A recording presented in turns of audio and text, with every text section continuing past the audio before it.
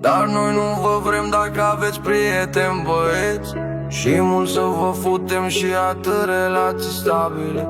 Cu voi nu ne dorim, că eu nu vreau să împart atenția mea cu toți căței ce se dau drept. Prieteni ca să prindă și ei o bucă de la vagabondă, dar și eu îmi doresc să fiu prietenul vostru băiat, ca să pot să vă fur. Lăsați-ne cu scuze că prietenul băiat nu are treabă cu voi, și da, nici voi nu vă lăsați băieți, că relația se strică, mai ales dacă acel prieten băiat e cel mai bun am fost. Și eu prieten cu o fată, și dar din prieten am devenit aman, și lăsați-mi pula mea.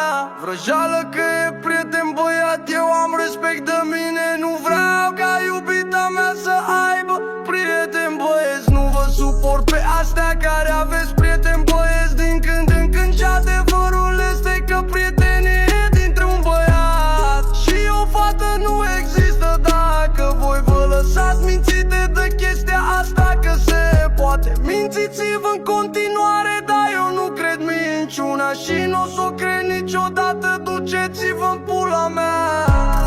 Și voi cu prietenii voștri băieți, că sunteți vagabonde și dați cu hate, și înjurați-mă acum că v-am spus adevărul, că pe mine nu mă afectează cu nimic.